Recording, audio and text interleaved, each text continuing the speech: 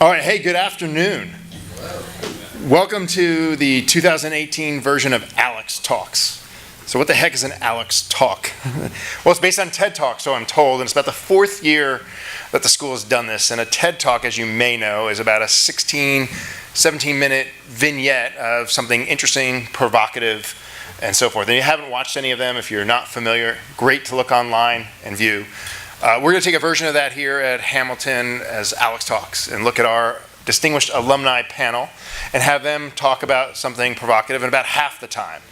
So my job is to keep them engaged, focused, and also be a timekeeper to have them speak for about 10 minutes or so. We'll have some time for question and answers, and we'll have them engage and talk about what they've been up to for the last 25 years. Again, fourth year in a row,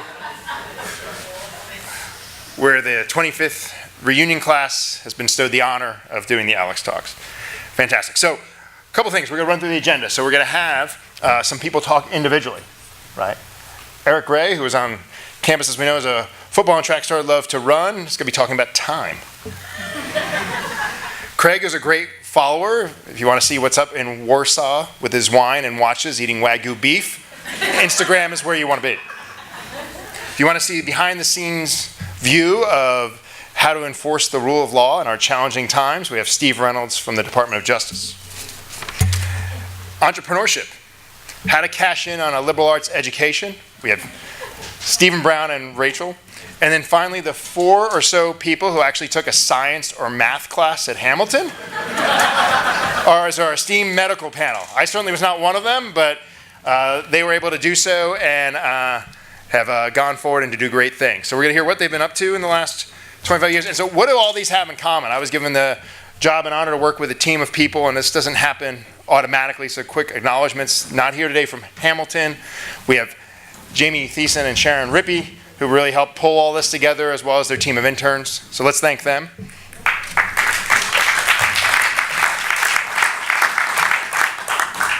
Let's thank our own Katie Boyer for helping out in both pulling together the broader reunion, but specifically with ironing out the logistics and pulling together the video, audio, and what have you. Just so you know, we've all had to sign acknowledgement forms, and by virtue of attending this, you're acknowledged that we are actually recording this, so it will be on the internets, if you will, thereafter. So if you do speak, you do so by going ahead and availing yourself of the permanent record that is the internet. And Steve will talk more about that as well. So real quickly,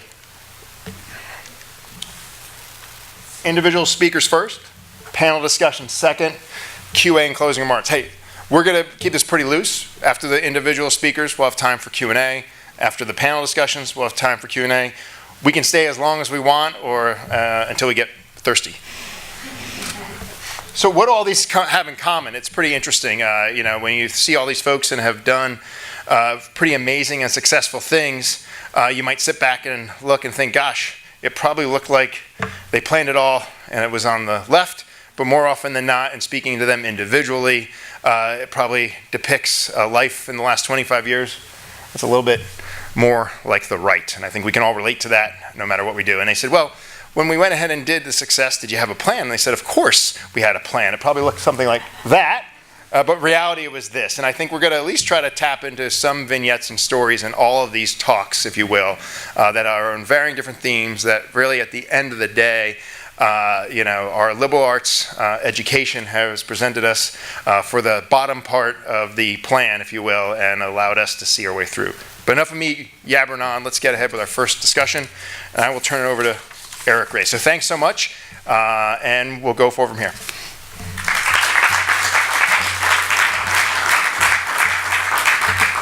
I have no slides, you just get me.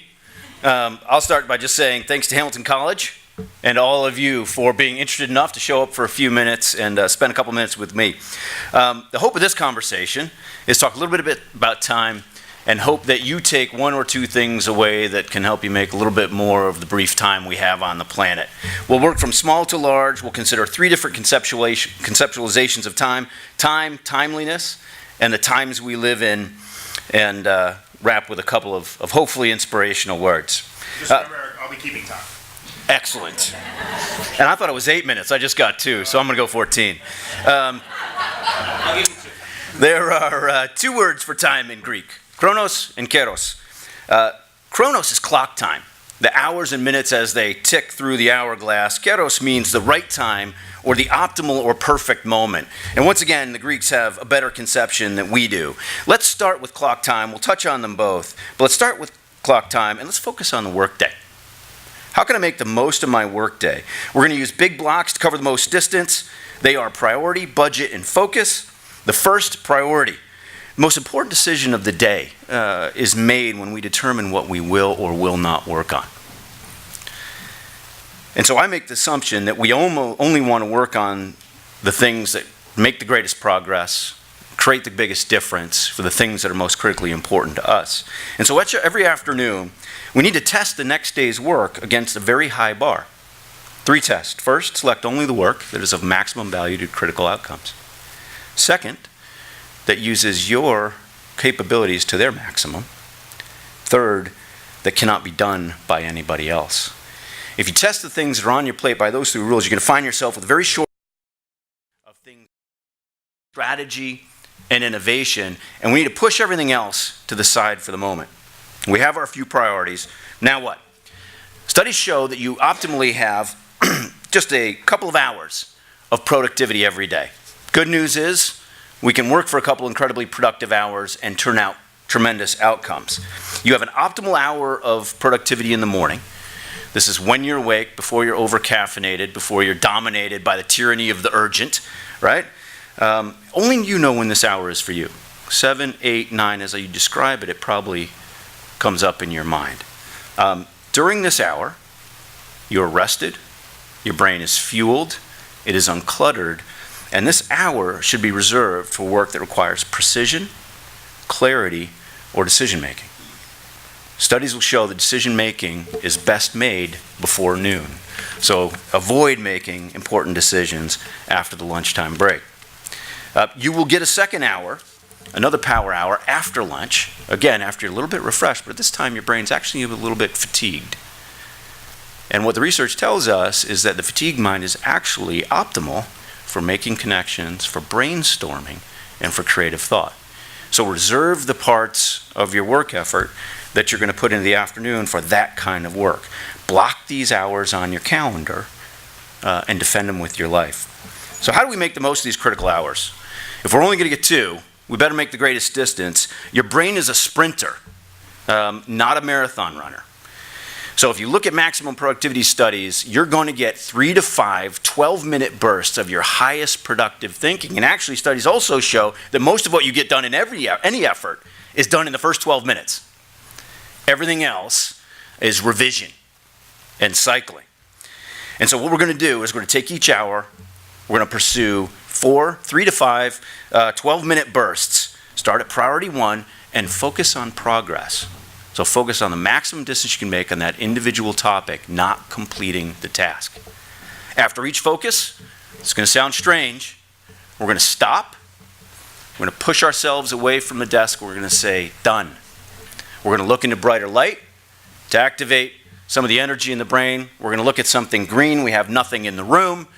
To reframe our thinking, we're going to take a sip of ice water to raise our metabolism. We're going to pull ourselves back into the desk, and we're going to say next, which again restarts your focus and your ability to get into the next topic. And we're going to work through the hour that way. All of those things are proven to help you maintain energy and focus as you engage. Priority, budget, focus, if you make them a habit through time, you'll be shocked on just a couple hours a day how much progress you can make, and frankly, the benefit it will have to you as an individual. So what about Garros? Garros is the perfect moment, the right moment, right? It's timing or timeliness. The moment we describe as flow or calm energy. Creating the perfect moment, I'll start right out front, is impossible. But what we can do is we can create the conditions for the perfect moment, for more of them to arise, and we can be sure to show up for them when they come about. So how do we do that? By living deliberately and by being radically present. Living deliberately is about making thoughtful choices driven by our guiding values in every aspect of our lives. What are guiding values? Well, research shows that fixed goals don't work very well. We make them and we break them. And what we really need are open space values, guiding ideas that inform decision, make us think bigger, ask ourselves what is possible, to reach for more. Here's some of mine. To continually grow, to optimize experience with those I love, to change the future for the better. These naturally lead to the things that mean most to me at the same time that they cause me to expand my thinking and also to be content but not satisfied. As you can see, the questions that they help answer for me are simple. What do I want to spend my time doing? Who do I want to spend my time with? How will this add to the cumulative value of my life? If you ever find yourself asking yourself if you should do something and struggling, not wanting to do it, it's probably because you've absorbed someone else's thinking and you're making that decision based on values that you don't believe in. Better to ask yourself, is this consistent with my optimal values? So, be radically present. The right moment comes to nothing if you're not there for it. And we're so easily distracted. There's remarkable power in simply being fully invested in the reality of the now and the people that you are with. Did you know that having a phone within sight and within reach, even if you don't touch it, has been proven to reduce your focus and reduce your momentary intelligence? You have to put it in the drawer, get it out of sight to not be distracted. To listen and connect better, you think most of listening for a lot of us, we'll probably get into a lot of this later tonight as we're mingling with those we haven't seen in a while, is just us waiting for the other one to finish so we can speak, right? Being radically present, commit to wait 3 seconds after the other person stops speaking before you respond. It'll take the pressure off your shoulders of having to form a response, and ultimately you'll have much better conversations. Most critical to radical presence, however, is knowing that there's nothing more important than the human beings we're with. To be radically present means to be fully engaged, to establish a joint rhythm with our fellows in thinking and in action. It's incredibly hard, but it's powerful. And practicing radical presence can be a superpower that we all achieve. Lastly, keroi, the plural of keros. It means the times, the historical moment that we're living in. So what do we know about the grand string of moments that make up the age that we're in right now? There has never been a better time to be a human being on the planet. If you had to choose any time in history to be born randomly of any gender, any age, anywhere in the world, you would choose now. We live in a moment globally where child mortality, birth mother mortality, mortality by misadventure, by disease is at record lows. We have higher standards of education, income, human rights, democratic participation, and civil peace more than any time in history, and these things continue to improve at exponential rates. The troubled moments that we feel, and I know we feel them daily, are just minor variations on the major theme of improving quality of life. Homo sapiens are climbing Maslow's hierarchy of need on a global scale as a species at an unprecedented rate. So what about the future? Quantum computing, privatized spaceflight, AI, global health efforts, micro-lending, and with teenagers, my favorite, autonomous cars. The future is so much brighter than we can imagine. No, sometimes it doesn't feel that way. Why? Because we're an incredibly negative bunch. If you look at sentiment mining since the 70s, negative terms in public publishing have increased 300%. We have flourished spectacularly and been really whiny about it. These times we live in are luminous and miraculous. We're creating more wondrous futures for our children. There is no future in negativity. So the final ingredient to optimizing our time is the conviction that the best times are still to come. So, set your guiding values. Protect your productive hours and sprint for progress. Practice radical presence. Be fueled every day by the realistic, justified optimism that we will accomplish more than we can ever imagine in our lifetimes. Someday all of us will look back very pleased at what we've done with our time. Thank you.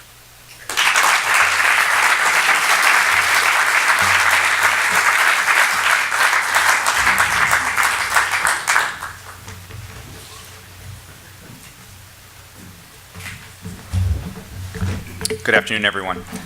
Actually, I was very impressed with Eric's presentation. I'm definitely going to call you later simply because what you're going to see here is not a fair representation of what I do. I can talk through that, but I ran out of time. And I'm a horrible time management person. And even had my girlfriend offer to help with my slides, but there's no way she can if she doesn't have that knowledge herself to transfer over. So it's very interesting. I'm going to share a little humor with you this afternoon, and then I'm going to get into talking a little about what I do and who I am. And let's see which way. Oops. Let's see. That's me. More than 25 years ago, right? So I had a lot more hair, as you can see. This was me. Can you find me on this? No? Okay. I'm on the left. On the right. You're right. There's a little squiggly thing. There's a girl with blonde hair, and there's a kid wearing a whale shirt. That was me. I also had more hair back then. So these are just humorous slides. But as we go through, a lot of what I do is outreach. I work for the Gemological Institute of America, the GIA. So if you're someone that has bought a diamond and has any understanding of what the 4 C's are, it's my organization that created that system back in the 1950s. Okay? We are an international nonprofit organization today. And we focus on many things, including education for the industry, laboratory services, and research, as well as selling instrumentation to the trade. So a lot of what I do on a business development line is outreach efforts. My responsibility is to make connections with independent retailers, mom and pop shops, if you will, also large multinational organizations. And this is what the event is. The result is when you go to too many trade shows, you wind up falling asleep. This was like a week ago, I kid you not, in the middle of a show because you're just permanently exhausted. Or getting off a plane in Hong Kong and having to go to a dinner and looking like, you can see I have my brow furrowed because I am thinking intently about this. Or driving up to campus a mere 2 days ago. There's a theme, right? It is bad time management, not enough sleep. The last slide is, Howard, you'd appreciate this. This is not from 5 years ago, but this was what happens to me normally. You're pulled aside by TSA and searched for no good reason. And when you're exhausted or hungover, it's not a very positive feeling. But I'm going to go back, and it's not going to reference anything. I'm going to leave it on that. Because what you see in the back is really what I want to talk about today, and it's a global gemstone trade. It is not something I grew up in. I didn't come from a family of jewelers. I didn't grow up studying gemology at all. I work for an institute now that focuses on that. But what we do is are those outreach efforts, including this is the show in Las Vegas, which happened last week. We have about, depending, 35,000 people come. You have 2,500 booths, and this is where you make connections, and you're also interfacing with buyers and sellers and learning knowledge and passing that on to the next generation. And this happens all over the world. So the slide after I showed you in Hong Kong, there's a very big trade show that happens there twice a year in March and September. And there's other ones that litter the calendar. February is a big one for colored gemstones in Tucson, Arizona as well. So what's interesting about where I am today and what I'm doing, and as we celebrate 25 years, is I look back and I have the luck of working with people that have been in the trade, sometimes 30 and 40 years, and hearing their stories and understanding what's happening in the industry now versus what's happening or what happened then, and where is it going to go. And actually, it's again, surfing your wake, it's a very interesting time for the gemstone industry, which is a traditionally very slow-moving, almost at a glacial pace of making advancements in the industry. If you think about going to 47th Street in New York City, if we are two diamond dealers and we run into each other on the block, we can make a deal and trade a stone that could be worth literally $10, $12, $15 million on an agreed upon price and a handshake and the term mazel at the end. And the deal is done. And if either one of those people backs out of that deal or misrepresents the stone or the purchase price, your name is worthless on the street. Think about also, when we came to campus in 1989, there was a stone that probably no one knew about that time, and Paraíba tourmaline. Does anyone know what that is today? Okay. If you look it up, it comes from a section of Brazil called Paraíba Estate. It is a Windex blue color gemstone. Okay. Back then, it was worth maybe $150 a carat. Now, high-quality Windex blue peributourmalines can go for $16,000, $17,000, $20,000 a carat. So in 25 years, the demand for this has skyrocketed. Also, what's interesting is they found it in other areas of the world. And I won't get into plate tectonics, but if you look at where places like Niger is and where Brazil are, and if you slid those two together, you could see how the same mineral deposits could be found theoretically in both places. Interestingly enough, the cost of an African peributourmaline is significantly less than the original mine find, which you'll have in Brazil. And you see this happen in many, many places around the world, in many localities, as we call it. You think about diamonds and where you find diamonds today. And you think about also the world that we know after the Leonardo DiCaprio movie Blood Diamond. Well, I will tell you that world really does not exist. It didn't even exist back then. There were so many checks and balances in the system that had been happening that being able to smuggle at a regular rate that would be beneficial financially for any kind of smuggler, non-existent. That being said, we have an industry today that still goes from mining in Canada, huge open pit mines with trucks that are truck tires that are probably 15 and 20 feet high, the tires alone. Huge open pit mines. If you watch Ice Road Truckers, you get a sense of mining in the middle of the winter in Canada. In fact, they just 3 days ago found another 95 carat diamond up there, rough. It will probably yield easily a nice 60 carat stone in and of itself.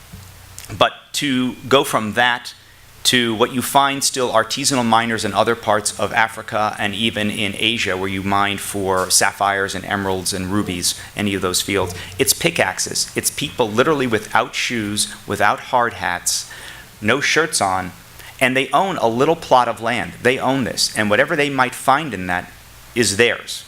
Now, the problem is they don't know how to properly, effectively market that or bring it to a market to sell. It's very challenging. So a lot of what the industry does today, a lot of what my organization does today, is focus on beneficiation projects. So we have outreach efforts to women in India who often are stuck in the household but have a job and then go home immediately to work as well. How do we bring them up to speed to bring knowledge about the industry to them? How do you bring into Africa for artisanal miners that have no idea, they can't read, so how do they sell something? We create booklets for them that are based on pictures, so they can point to something and show a dealer this is what they have and how much they should get for it. It's a fascinating time, even in the world of diamonds, when you think about terms like blockchain, which we all know from cryptocurrencies. That is entering the world now for gemstones. So things have moved along initially at a glacial pace, now exponentially faster and faster. So things are being brought up to speed, au courant almost, to the rest of the industries of the world today.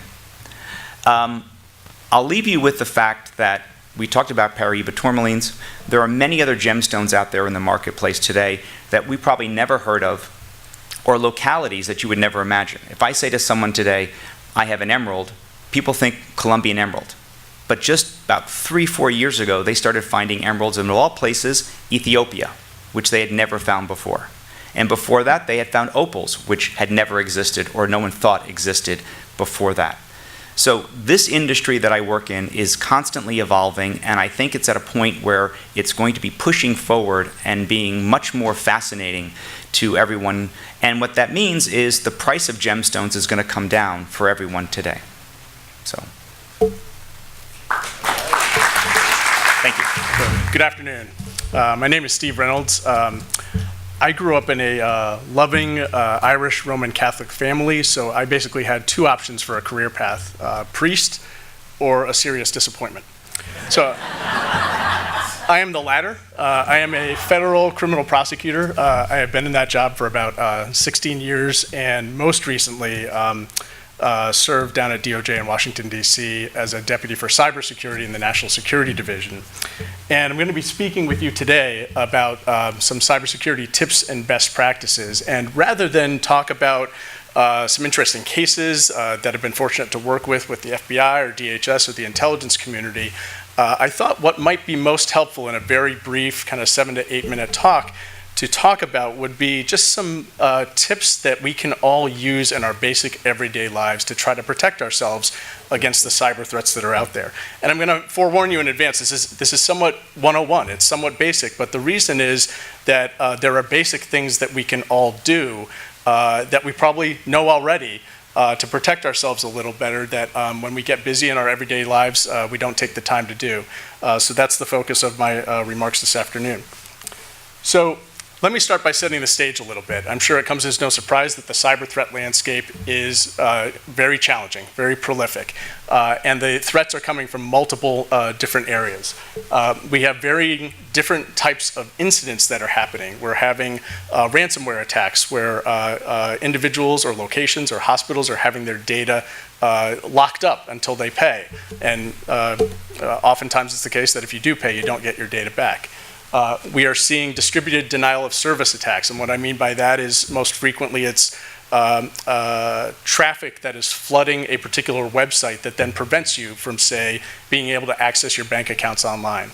We are seeing email compromises. I have a case right now in Connecticut where the hackers, the perpetrators, fooled public school employees into thinking they were emailing the superintendent, who asked them to send W-2s for every single public school employee in the district, and they fell for that and sent that along.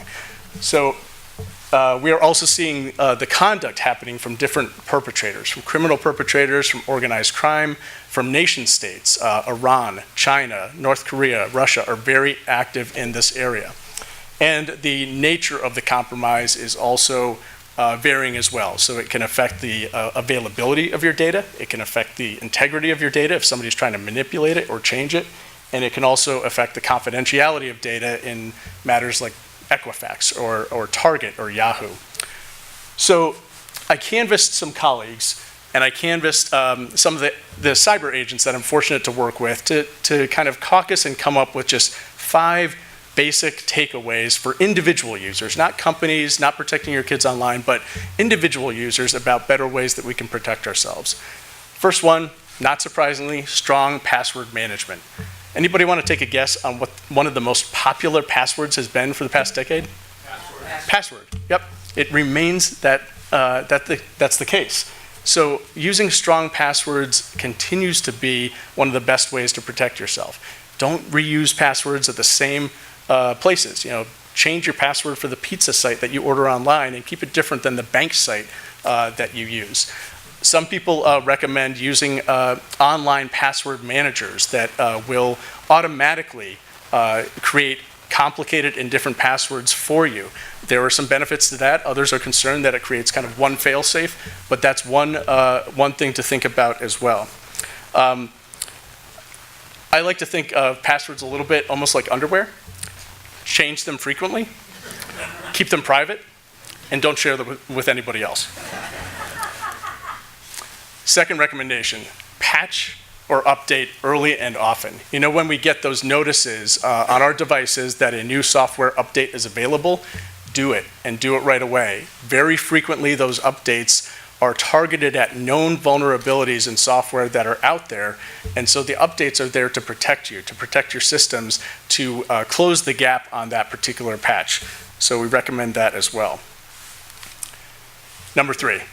Don't click on that link in the email. I know a lot of you have probably heard this before, but even in last year's most recent data breach report from Verizon, there is still a statistically significant percentage of people that will fall for a fraudulent or phishing type email and click on the link. And the reason is that the social engineering that the bad guys do is very effective. It looks very legitimate. I personally received about a year ago a LinkedIn invitation from somebody that I didn't recognize. And I thought, well, maybe I met them at some conference or somewhere else and I just haven't met them yet, so I'll check it out later. I logged into my LinkedIn account. There was no pending invitation. I went to the law firm website that originated where this person worked. There was no such person that worked there. So the recommendation here is fight that urge to click on the link in the email and just go to the website itself and log into your account and check it out there. Same thing holds true when you get emails from your financial institutions that may say there's some issue with your account, or Netflix saying your card has been disabled. These are typical ways that they try to trick you. Other ways to kind of realize what's going on is sometimes you can hover over the link and see if it actually resolves to the location that it purports to be from, or the email address. Oftentimes, there will be a slight variation. So let's say the email purports to be from apple.com. The L in Apple might be a 1 instead to try to trick you to think that it actually looks like it's legitimate. But go to the website, log in there. Number 4, back up your data. This is one of the easiest and best ways to protect yourself or a company, particularly from ransomware attacks. If your data gets locked, but you've backed it up wherever that is most convenient or in multiple places, whether it's the cloud, whether it's external storage media, that is one of the best ways to protect yourself and get back up and running relatively quickly. Then 5, this is just kind of a catch-all. Use strong privacy and cybersecurity practices. So social media. Take a look at how strong your privacy settings are in your social media accounts and decide whether you think you may need to up that a little bit, because the perpetrators look at that and they will try to find as much information as they can about you and then use that for the social engineering that they engage in. Two-factor authentication. And what I mean by that, many of you are probably familiar with it, but when you log into, let's say, your bank account and your bank sends you notice saying, we want to send you a PIN to a known cell phone number or a known email address, and then you're going to have to enter that in. Wherever you can do that, that is a great way to protect yourself as well, to kind of have another vector by which the financial institution or bank or whatever service provider you're dealing with knows that it's you. And then finally, limit your attack surface. And what I mean by that is, do you really need that internet-connected toaster? Think about that before you do it. If you're not using apps anymore on your devices or on your phones and they're just sitting there dormant, think about just getting rid of them, because that can be another vector that criminals can use, particularly for outdated software that is no longer getting updated. So think about that and clean house when you need to. And I just wanted to leave you with some resources that are out there. I think people are always scared when they hear someone say, I'm from the government and I'm here to help. But in addition to, if you ever have questions, please feel free to contact me, but there are great resources available. The FBI has great recommendations online, DHS, the Department of Justice's computer crime section. The last one at the bottom was one that a cyber agent recommended to me that has really good tips for parents trying to protect their kids online as well. So I would commend that to you. I guess I would just close by noting that advances in technology, I think, have really, really improved our lives. But at the same time, the computer media that we use and the devices that we use have really become mirrors of our lives. And so with some basic, easy steps, we can limit the ability of the perpetrators to go after us, and also to we can kind of limit the ability to have ourselves become victims in the cyber threat landscape that's out there. Thank you.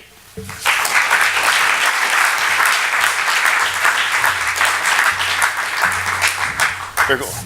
Thanks so much. So now we're going to take a break from the presentations and open up the floor for questions for Eric, Craig, and or Steve. So we'll take as long as we like, or if not, we can certainly move forward. Way in the back.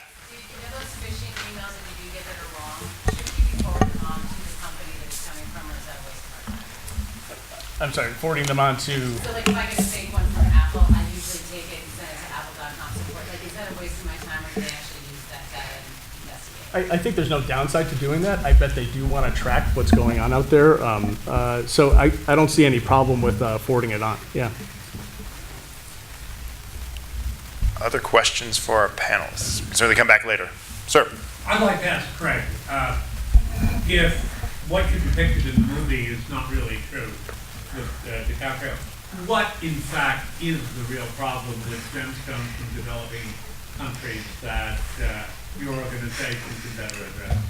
Well, I mean, first I think that what was depicted in the movie, and there's that one scene where they're smuggling one particular, that pink diamond in the ear of a farm animal. I mean, that could theoretically still happen.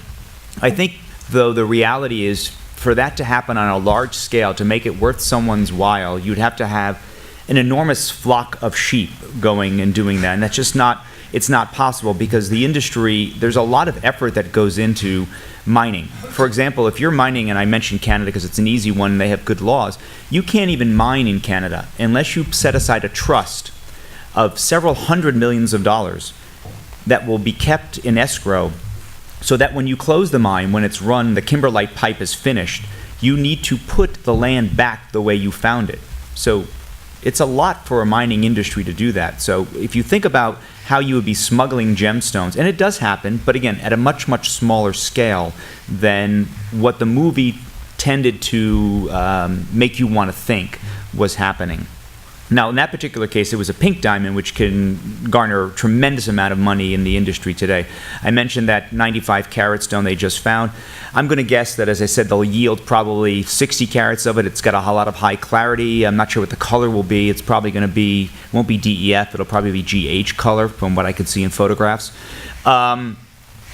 That will probably get on that rough. If someone buys that whole rough, they'll probably buy that for $7-8 million for that rough. And then obviously you go through the process of cutting and polishing, and your end result will probably gain a little more than that in the open market.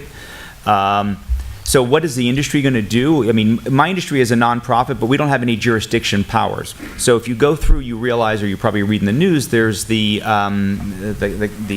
KYC process that happens. There's also the Kimberley process. I mean, there are a lot of steps. Blockchain, as I mentioned briefly there, is one of those areas that is going to go far to helping secure where stones are from. Already, you have a sort of a process by which trying to source the provenance of a stone from the rough to the polished, and there's a lot of benefit of that also at the end result of what the price is going to get for it if you know where a particular stone is coming from as opposed to being unknown. So blockchain will, and the technology of today will go very, very far to helping make things more secure in our industry. I think of what you have in a lot of African nations and also in the Far East is there's a lot of corruption in governments. I mean, and that is permeating. I mean, if you have to get a license from the Ministry of Mines, but that person wants a kickback or a bribe, it's going to permeate all up and down the mining value chain. And you have to be very strong if you're a company to stay away from that. But it's a lot more difficult with artisanal miners that are independents. Other questions? What is the take and perspective that you have on synthetic diamonds and stones, and will those stones be accepted by the true luxury companies who are selling? Great question, and I think you meant to say GIA, as opposed to Good Morning America, but yeah, okay. So interesting enough, some things happened just in Las Vegas via De Beers. Synthetic stones have been around a while. My company's position on that is we don't have a position if something is natural or synthetic as long as it's properly documented. So if a customer knows what they are buying, there is a place in the marketplace for someone to buy a synthetic stone. Currently, a synthetic diamond is not that much of a better deal than a naturally mined diamond. But that is going to change. As I just alluded to, De Beers came out, De Beers, the mining organization, that for years had only done natural stones. They announced that they are going to come out with a company called Lightbox, and Lightbox is going to make synthetic diamonds. And their idea is to make none bigger than 1 carat, and actually none for rings. It'll all be earrings, necklace, pendants, things of that nature. So they've said they will charge $800 for a 1 carat stone. Now that effectively just wiped the knees out from under other synthetic diamond makers who were charging easily 2, sometimes 2.5 times on a 1 carat basis for that particular stone.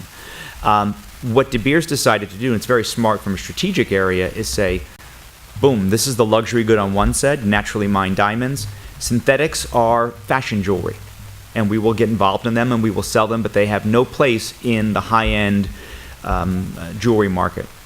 Does that mean that people aren't today buying synthetic stones, synthetic diamonds for engagement rings? They are. They're also buying CZs, moissanite, things of that nature, or treated stones. I mean, you can get a brown stone and go through an HPHT, high pressure, high temperature, and make it more whitish in color. As far as the luxury goods industry goes, they don't want anything to do with synthetic stones. I just came back from outside of Geneva where I spoke to a very large luxury conglomerate, And they are very concerned, not with big stones, because big stones get tested all the time. It's smaller stones, what we call in our industry melly, and thousands of carats of melly that go through. They're worried about that in accent pieces, or the stones that you would place on the bezel of a watch, for example. That's what they're worried about. They don't want anything to do with that because that obviously hurts their name immediately. I mean, if you're going into the place that sells jewelry out of a little blue box and you come back and find that 3 of the stones in your bracelet are synthetic, that's a problem for them. So that's not a world they want to get involved in. So what De Beers had done is definitely separated it into 2 camps. Other questions?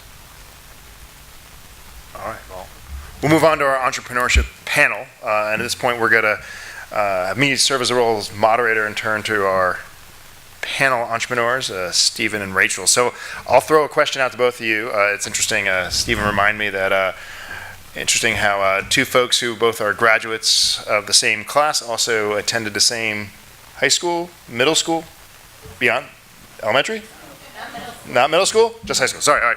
Close it up. Anyway, so they've been on a long journey together, and they've done very different things since leaving the Hill. So you've taken quite different paths, both in the space of entrepreneur. I'll turn it over to you, and you guys can go back to your high school roots and fight who gets to go first. But I guess from a standpoint, just tell us a bit about what you've been up for the last 25 years and how your Hamilton education has kind of contributed to your successes and experiences.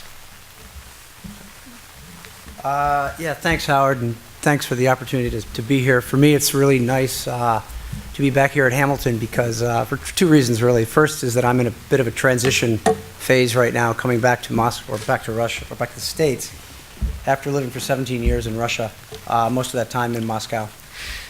Second is that as I was driving up here today, I realized that I was first at the Hamilton campus 30 years ago today, when I came up with my father, who was here for his 25th Hamilton reunion. I just went to Hamilton too. We're sticking together.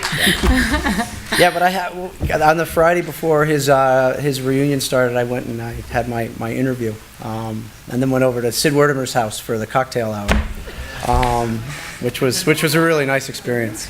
So, anyway, since leaving Hamilton, I've really had, right now I'm entering the third act of my life. First act was pretty straightforward.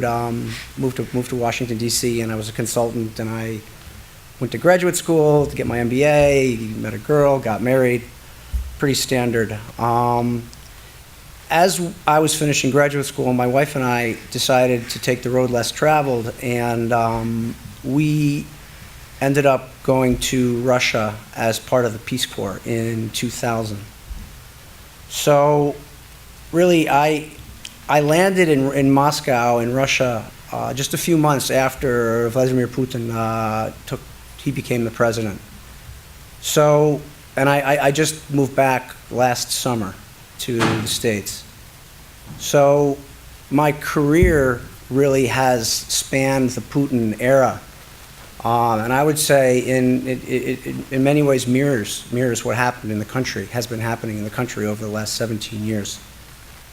After Peace Corps, we moved to Moscow, and I ended up getting involved with a couple of other foreigners, one of whom was an American and the other is from South America. And we ended up, we had a tortilla company. I ended up getting into food manufacturing, making tortillas and tortilla chips aimed at the Russian market. We were the first local manufacturer over there. I did not take the tortilla class at Hamilton, and I definitely still don't speak a word of Spanish. We grew the company for 11 years and ended up selling it in 2011. And really, what was fascinating to see was how Russia, when we first moved to Russia in 2000, it was a really weird, unusual, and strange place. I remember the family we lived with when we were studying. We were living with a family while we were studying Russian language intensely every day.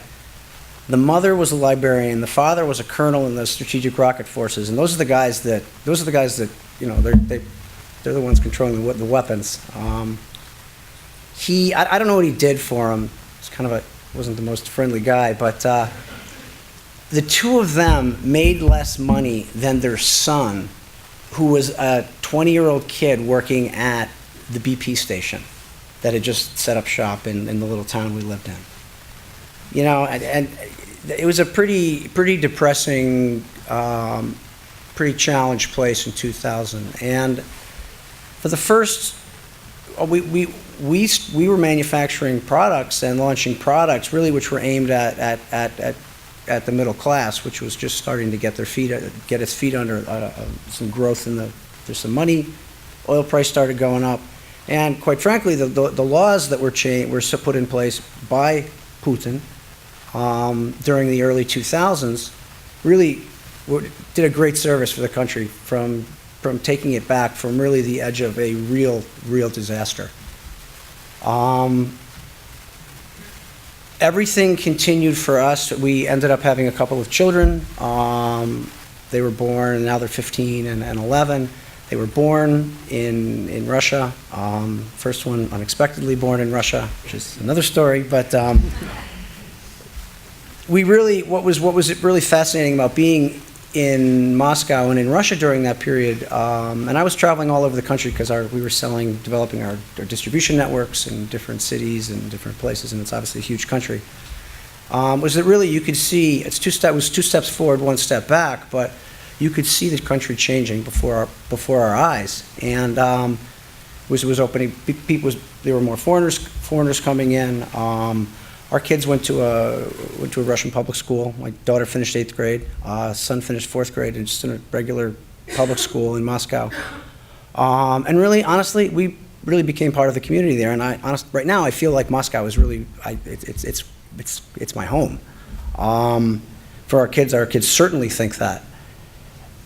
So it was really, you'd say it was a great energy of things were changing, things were getting better, and every year most people had a little bit more money in their pockets, which really did a lot for the optimism in the country. That does not mean that everything was perfect, but you could feel an optimism. And I would say that all started to change very quickly. I always remember the Olympics in Sochi were sort of the tip top of that because it went really well and people were excited about it. And not a week later, things started to go pear-shaped in Ukraine. And as people living there, you sort of, politics is not, I always say I make chips and bread for a living. I don't do politics. People always say, well, what do you think about Bush? Or what do you think about Obama? And, no politics. But we started to feel some, just the overall environment started to feel a bit strange. And from a business perspective, you could feel things teetering a bit. And then when the oil price started to crash in 2014, the world changed. We were at this point, we had sold our previous company in 2013, a tortilla company. We sold out of that, and we were launching a new company to make pita chips, baked chips for the Russian market. And the last time I was here in Hamilton, I just closed funding for that company, and I left here, I went back, and we launched manufacturing and a new brand, a new product. So we launched the products right in 2015, right as the economy, it just crashed. So from a period of about 2 years, the amount of money that most people have, everybody has about half as much money as they did in 2 years. At the same time, the political environment was changing quite quickly. So for us, trying to launch we were launching a new consumer brand, which was aimed at the upwardly mobile, growing middle class, which was rapidly becoming the downwardly mobile and shrinking middle class. So we ended up deciding to consolidate that company with another company owned by one of my partners that was having similar scale issues. My wife and I made the very tough decision to pull the ripcord, and we moved back to the house we bought a number of years ago on Keuka Lake, which is where I grew up. We bought a place a couple doors away from where my parents still have their little summer cottage there. So that was last summer, and we ended up putting our kids into. They're now just finishing their first year in American schools. So now we are re-entering into the country here, And I will not, it has been it's been a rough year, because really, we are different. 17 years in a different place has very much changed us. So it's, it'll be interesting to see what happens with our kids especially. They're going through the double shock of moving from a large city to a very rural environment. But we will see what comes. One thing that I've taken from Hamilton is this way of making decisions, and there's some calculation to it, obviously, in terms of finances and such. But really, at the end of the day, my wife and I are making decisions at this point based on one thing: does the opportunity or the situation give us a feeling, or does it give us a feeling? Moving back here certainly gave us more of an feeling than continuing and struggling on in Moscow, because it's a really rough economic environment right now. And that does not have to do with, that is not a foreign versus a local issue. So we're remains to be seen when we will get to that opportunity. So, thanks. Well, you probably know that the most popular college course in the country right now is at Yale, which enrolls 1,200 students every year, and it's about happiness. So that that's it. That is the quest. And I have to pinch myself regularly because I feel so very fortunate to have been able to make a career in something that I'm so passionate about. Many of you will remember from when I was here at Hamilton that I was a theater major. I so wish we had had this building when I was here, but alas. And now I'm living and working in New York and producing on Broadway, and it couldn't have been more of a dream. And people sometimes say, well, how did you get to that place? And my first instinct is to say, well, luck, right place, right time. And then I have to check myself and say, well, yes, there's luck in everything in life, but it's really about opportunity.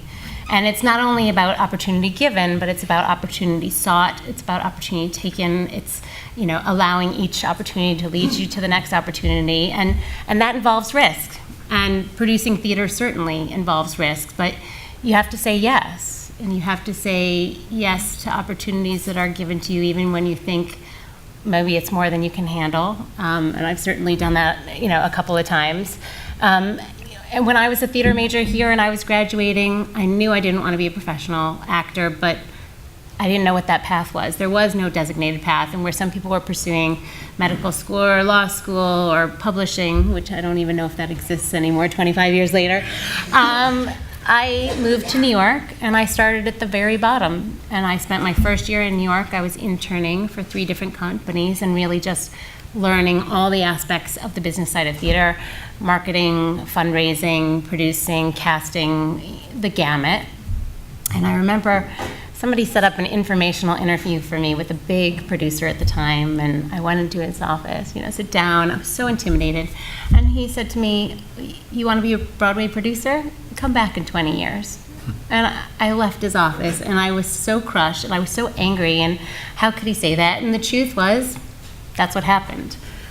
It's not to say that I left theater. I've spent my whole professional life working in the theater, but I started on the not-for-profit side. And my first salaried job was working for a major New York theater company doing fundraising. And again, not something you dream about when you're, 8 years old and you've just come out of seeing Annie and you think, I'm going to make theater and I'm going to be on stage. But I loved it, and it was really about converting people's passion for the arts and translating that into financial support. And I found it incredibly rewarding. 2 years later, I was just about to marry my husband, and his boss said, we want you to move to London. And again, we took the risk. We said yes. And we moved there, and I had a few job interviews, and I was offered the position of development director at the Donmar Warehouse, which is a very prestigious London theater. It was then run by Sam Mendes, the now film director. He wasn't at the time, but I was 26 years old. I'd been in London for 2 months. I had no contacts in London. This theater had a huge deficit. They'd never had a fundraising program. They were offering me this job, and I said yes. And I was scared, I have to deliver now. And even though, I didn't know if I could do it, I had the skills and I took the risk, and it ended up being one of the best decisions of my life. And through that job, I really began to develop all the necessary skills that I would then need to have later on for producing. Everything from contracts and scheduling and shepherding, stewarding donors and doing sponsorships and building education programs, and sort of all of that I was doing on the job. And I was also meeting lots of contacts here from the US that would open doors for me for producing later. And then I, after not quite as long as Steve, but almost 7 years, moved back to the States, living in Chicago. It took about 2 or 3 years till we found our feet, so don't give up hope. And had about another 6 years there where I was working in theater, and eventually made my way back to New York. And in 2012, I finally realized the dream that I'd always had to start to produce on Broadway, and I now have about a half a dozen credits to my...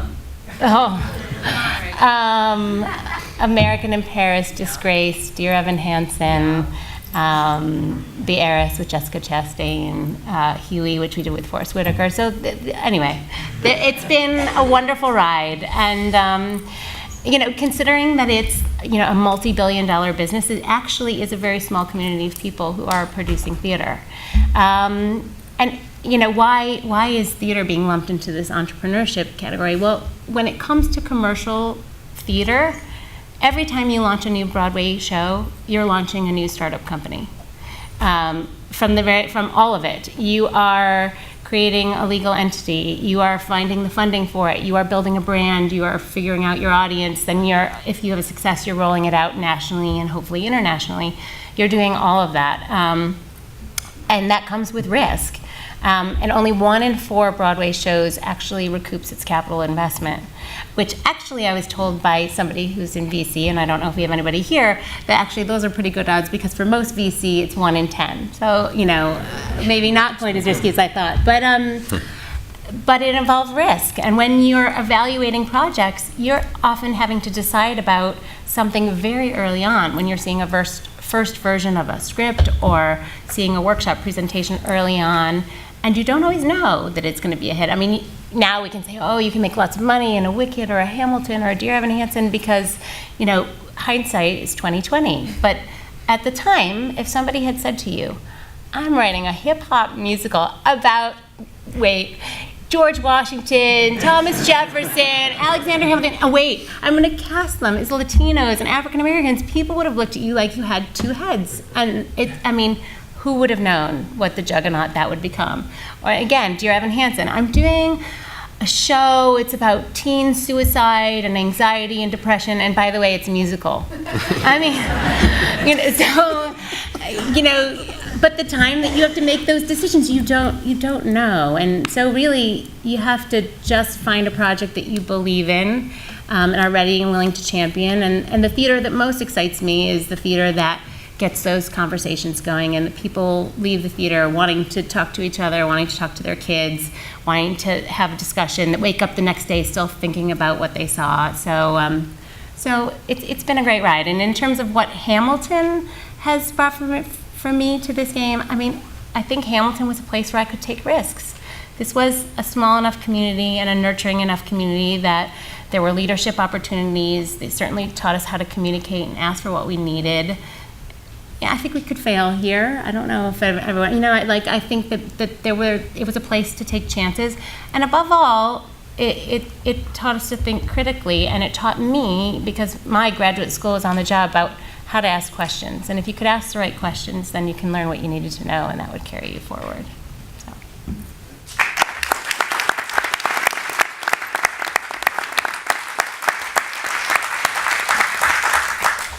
Any questions for entrepreneurs? So there are obviously a lot of challenges to bringing the business from start to fruition, but the thing that I find so amazing is coming up with that initial idea. Steve, how did you come up with the idea of tortilla chips and masa? Well, Torchy Chips in Moscow was actually, the company was started by my partner the year before I got involved. She, an American woman, and she had had enough. She started up, it was tiny. And I met her, she'd had enough. She was leaving. It's a tough place. It was a really tough place to live at the time. And she was leaving come hell or high water. And so I got involved and took a piece of the company and took it from there, from her. So she came up with that one herself. We then took it from the idea of launching different products on the back of that. It was really, when we were in an environment where the country was coming from, there was nothing available. So we were adding new products the whole way along. Really, it was a process of seeing what works in other places, and some of them will work in that culture, that environment. Some will not. So we were picking and choosing and developing products that were more appropriate for the local population. So, but all along the same lines as you have a growing, people who have a little bit more money in their pockets every year, they're interested in trying new and different things, and so that's essentially what we were doing. And all the way through, when we launched the pita chip company, it was exactly the same concept. So, Other questions? Pita chip or tortilla with a shot of vodka? Trying to avoid the vodka. Not good for you. Oh, go right ahead. Yeah, did you ever struggle with being American in a country that whose government can be at times pretty anti-American? I never, that stuff that you see on the TV, I mean, it doesn't translate to that much to everyday life, even up through 2017. I mean, I never had anyone express other than people would come along and say, I hate Bush or something, something to that effect, something very silly and surface. But no, we never had any issues, and we were, our kids were the only full foreign kids in our public school. We were treated in my business dealings and on a personal level very much like a part. I mean, we're part of the community. I mean, obviously that helps because we speak the language, and our kids grew up completely bicultural. We're more Russian than American. We didn't spend that much time here, but no, not at all, really. Other questions? All right. We'll now turn over to the four people again at Hamilton who took math and science classes, our doctor panel. Good afternoon, everyone. This is certainly an honor and a privilege to be back here on the Hill after 25 years to be able to speak to you a little bit about what I've done over the last 25 years and what I do now. So my title is Hand and Wrist Surgery with a focus on peripheral nerve reconstruction, completely changing gears from what we've been doing. Yeah, I know, exactly, I know. Rachel, I'm hopeful you can get me tickets to Hamilton, though. So, just a quick background of what I've done to get to this point in my practice.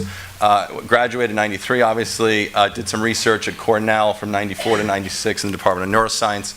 Attended St. George's University School of Medicine down in Grenada and spent 2 years down there. And the only thing I'll really say about that is that I did not have a bad time.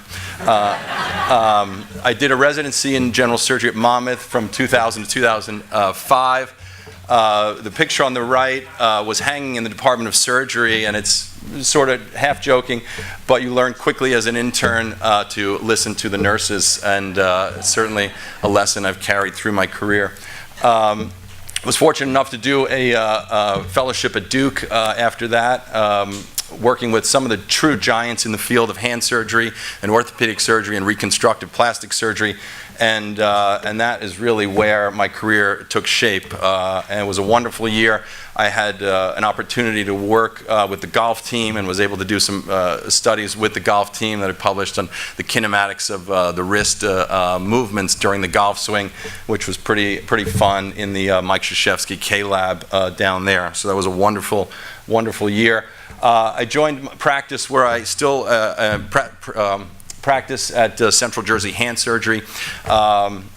And so I cover, if you look at the map on the right of New Jersey, Monmouth and Ocean County, kind of the central eastern part along the Jersey Shore is where I cover, and we go to 5 hospitals and 3 surgery centers there, and I've been in practice for 12 years, and it's been wonderful. So getting into hand and wrist surgery, I take care of pretty much anything and everything you could think of from the fingertips to the elbow. And if you don't really want to know a hand surgeon unless you need them, and so you wouldn't, and hopefully no one in the audience has, but invariably I know some people on the panel that I've spoken to already have had hand surgery. We take care of a lot of fractures of the forearm, hand, and wrist, tendon, ligament injuries, sports-related injuries, overuse, tendinopathies, arthritis, osteorheumatoid, psoriatic, and traumatic arthritis, Dupuytren's disease, which is a very common condition in people of Northern European descent, where their fingers kind of draw down and contract. A lot of masses, benign, cysts, malignant, squamous cell, melanomas of the hand, wrist, forearm, amputations and crush injuries, particularly in people, industrial workers, factories where they have injuries, and also invariably you can't imagine how many people end up putting their hands in a lawnmower or snowblower during the season. So some bad traumatic injuries, infections, which sometimes can be the bane of your existence, and then we get into kind of some of the nerve issues, a lot of carpal tunnel and cubital tunnel syndrome, which is entrapment of nerves, one at the elbow, at cubital tunnel, and at the wrist is carpal tunnel. And then certainly peripheral nerve injuries, which we'll talk about quickly here. So, sorry, I apologize if there's anybody in the audience that doesn't like some of the slides, so please look away. I don't mean to gross anybody out, but this is unfortunately some of the reality of things we have to deal with and treat. But the epidemiology of it is 20 million annual peripheral nerve injuries. It's a very, from trauma and medical disorders. It costs the United States about $150 billion a year in healthcare dollars. The majority of these injuries are related to the upper limb and from trauma. And it certainly impacts, if anybody has had or knows anybody that's had any of these type of injuries, it truly does impact your quality of life, causing sensory and motor deficits, possible paralysis of a certain area or a limb, and definitely some neuropathic pain when a nerve gets injured. And a lot of these do require reconstructive surgery. Just a quick, I'm not going to get into the anatomy, but the anatomy of the upper extremity is really what had me fall in love with hand and wrist surgery. There's so much going on with the muscles, the nerves, the tendons, the ligaments that make your hands and your arms do the things you do without thinking about it at all. So it's pretty amazing to understand that and to help people regain the function, the use of their hand to relieve pain. It is truly a very, very rewarding career.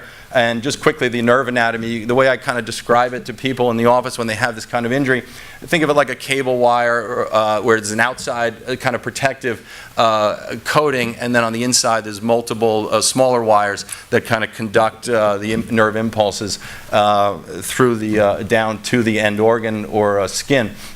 So this is not a real picture, it's a drawing obviously, but this is similar to some of the type of injuries we do see. So what happens when a nerve gets injured? There's mild nerve injuries where a nerve kind of gets bruised like anything else, and then the bruise can heal. The nerve will heal and really rarely needs surgery.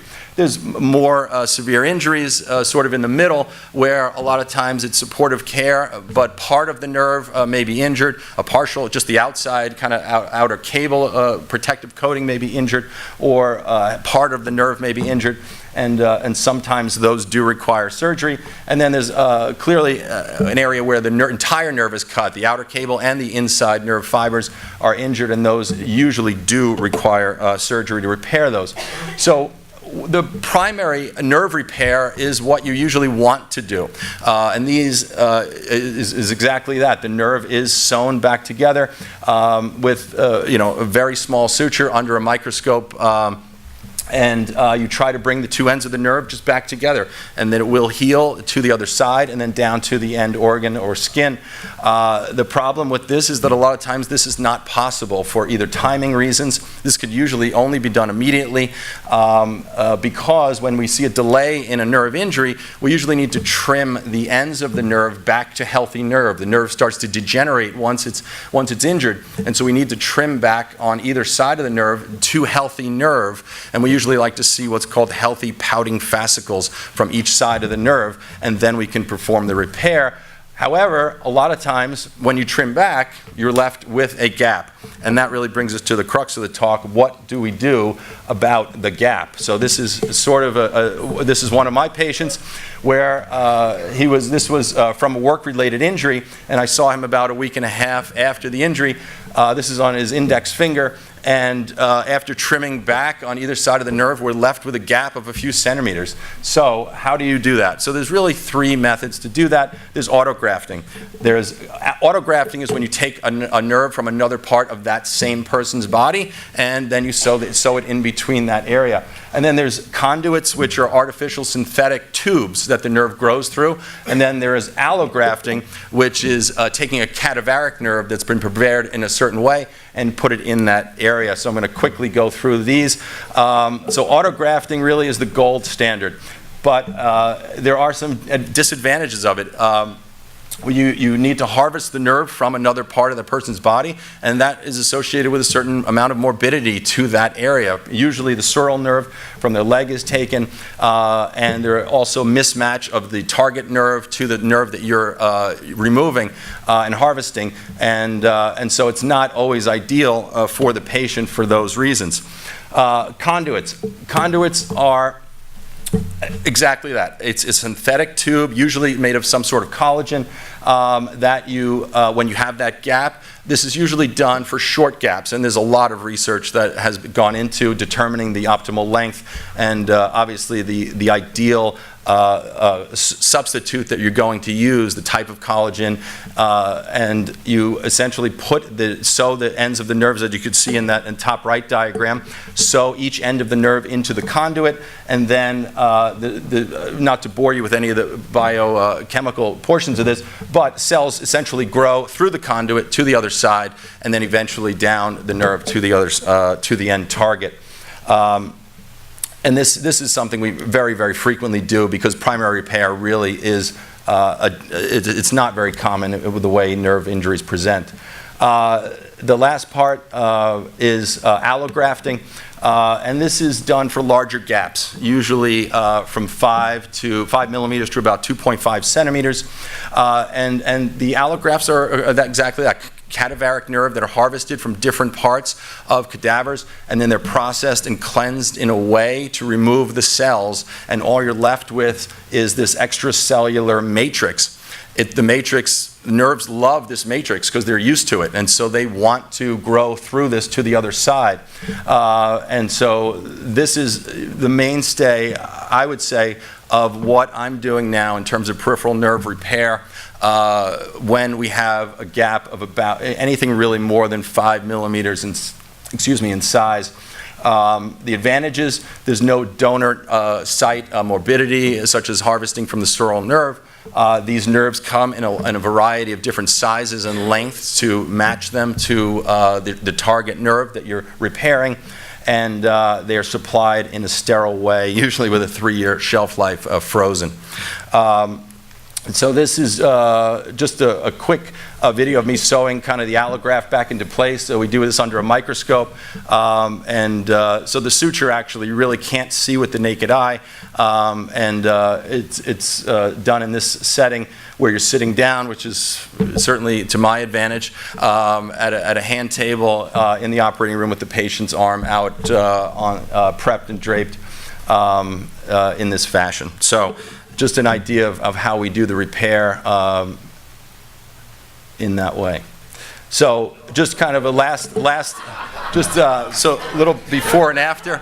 This was just to come full circle. This was that first picture of the index finger, the original injury that we saw on the upper left, kind of finding the ends of the nerve in a little bit of scar tissue and cleaning the ends down here lower right. We left with that gap. We sewed an allograft in up here. And what these are, those are portions of a conduit. And then what we do, you can see the sutures on either side where I sewed the allograft into place.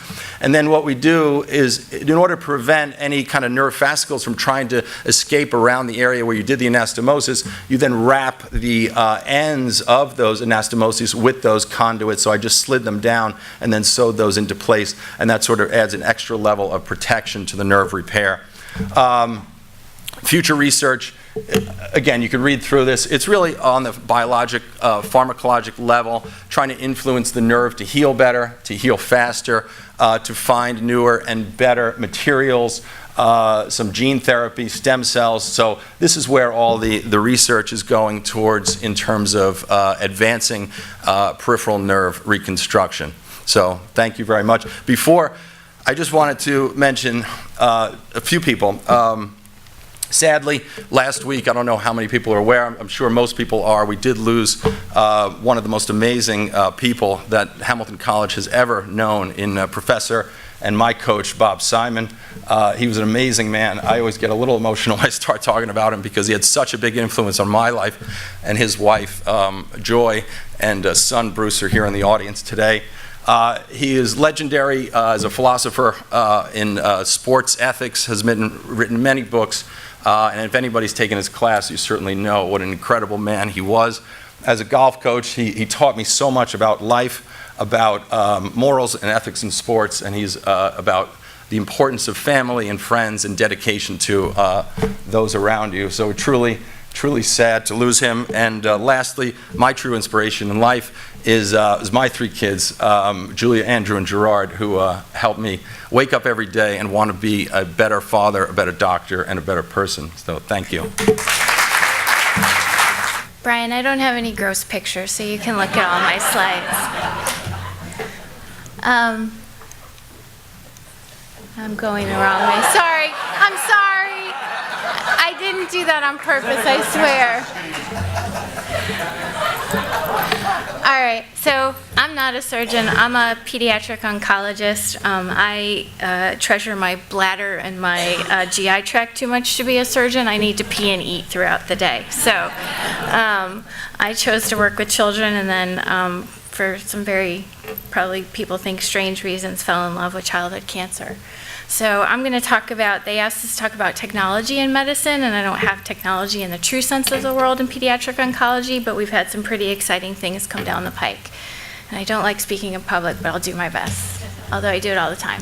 Okay, so I'm going to talk about immunotherapy, which really is the wave of the future in oncology care. So just a little bit about childhood cancer in general. So there's about 15,500 I'm going to use the word kids, even though they're not kids, but we're old now, so we can say that.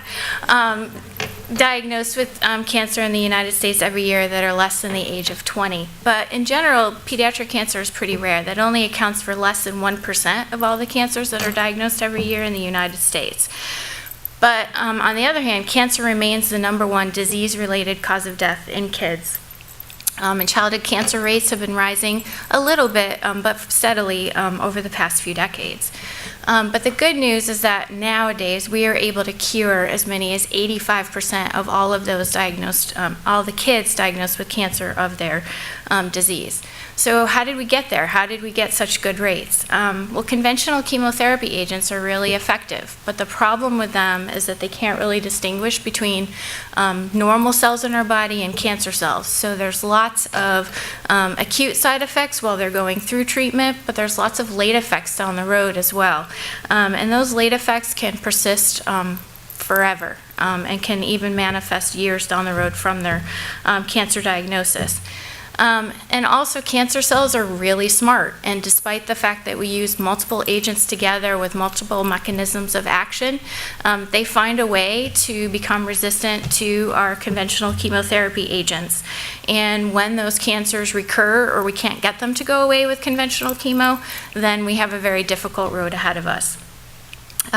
So acute lymphoblastic leukemia, or ALL, as I'm going to refer to it through the rest of my talk because it's a lot shorter, is the most common childhood cancer in the United States. It accounts for about 25% of all of the cases of cancer diagnosed in kids less than 15 years of age. And again, we stratify it into low risk, standard risk, and high risk, but for the most part, all of those kids that are diagnosed with cancer, anywhere from 85 to 90% of them will survive an ALL diagnosis.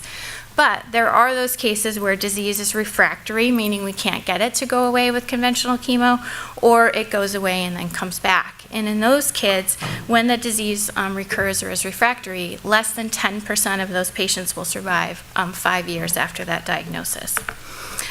So when that happens, we have to give them more chemotherapy, which is hard on their bodies. And in general, if we can get them into remission, meaning we can get the disease to go away, then they have to undergo a bone marrow transplant, which has a lot of problems itself and is associated with significant toxicity. So recently, there's been something very exciting that's happened in the field of pediatric oncology with the approval of what we call Kymriah. And I will tell you that almost all the agents that we use in childhood cancer are not FDA approved for kids. Most of the research is done in adult cancer because there's so much more of it, and then it will trickle down to pediatrics many years down the road. But a lot of what we do is just based on adult studies, even though we do a lot of research ourselves. Kymriah is FDA approved in children for the treatment of refractory or relapsed ALL. It is FDA approved in adults, but right now it's just for a different disease called diffuse large B-cell lymphoma. So what is Kymriah? So I'll get to this in just a minute. So Kymriah is an innovative immunocellular therapy that you give one time, and it's the result of genetically engineering the patient's own immune system, their T lymphocytes specifically, to preferentially destroy cancer cells.